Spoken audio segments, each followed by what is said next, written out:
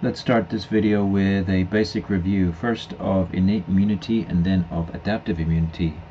So what are the general players in innate immunity? Remember that the general players in innate immunity who would encounter microbes would be firstly the epithelial barriers, then phagocytes, then of course we have complement and NK cells. Remember that NK cells are lymphocytes. What players would you expect to find in adaptive immunity? Of course, we have B lymphocytes and T lymphocytes. What happens when an antigen encounters a B lymphocyte? As a result, there would be the production of antibodies. For T lymphocytes, you would see effector T cells. Of course, this is a much more complicated process, which we will discuss in more detail. Describe some of the defense mechanisms which are always present to recognize and eliminate microbes in the innate immunity system. Some of these defense mechanisms in the innate immunity would include the physical barriers such as skin and mucous membranes. Cellular barriers would include neutrophils, macrophages, and NK cells. Remember that with the cellular barriers, neutrophils would first come in, and then macrophages would later come in to clean up. How about the circulating effector proteins? These would be complement and cytokines. Remember that in a normal individual, a primary infection is cleared from the body by the combined effects of innate and adaptive immunity. Note that protection from infection is weakened without the presence of both the innate and adaptive responses.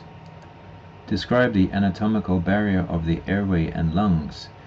The anatomical barriers of the airway and lungs would be cilia, which sweep mucus upward, coughing, sneezing, which expels mucus, macrophages in alveoli of lungs. And of course, when smokers, what happens is that this system does not work, and that the cilia are burned off.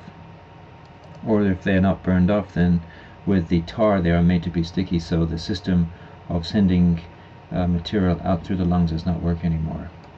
What are some of the most important parts of the respiratory system involved in this process?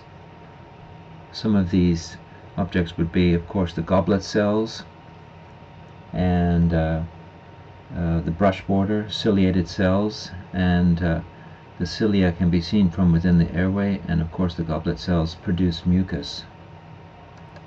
MCQ. Which of the following anatomical barriers has a low pH and contains digestive enzymes? A. Skin. B. Respiratory tract. C. Eye. D. Stomach. The answer is stomach.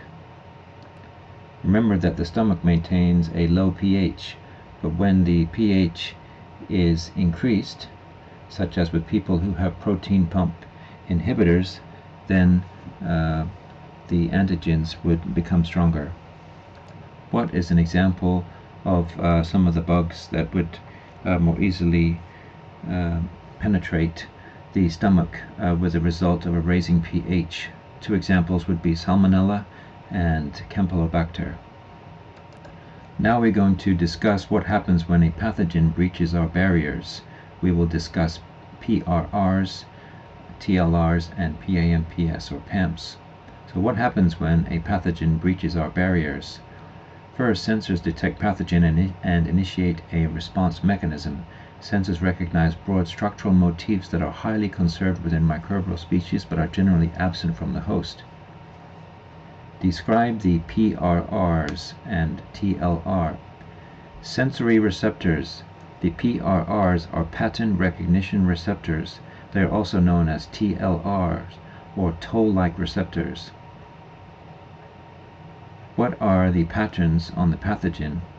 These are pathogen-associated molecule patterns, or PAMPs. This is what the TLRs are recognizing. The question may also be asked, what are the PRRs recognizing? They are recognizing PAMPs, PAMPs. Let's now discuss pathogen recognition by the innate immune system. Let's talk about the various PAMPs and human TLR. What is the human TLR for lipopeptides or lipoteichoic acids? This would be TLR1, TLR2, and TLR2 to TLR6. What is the human TLR for the PAMPs?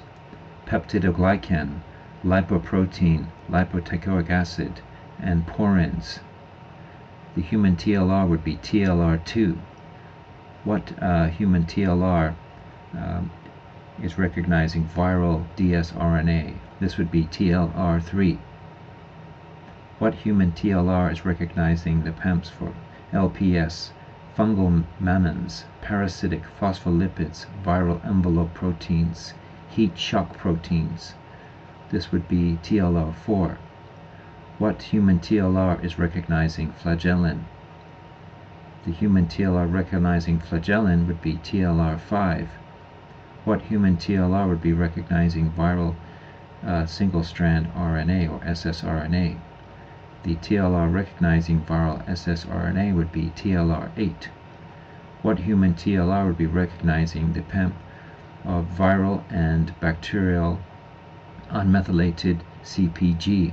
The human TLR here would be TLR9.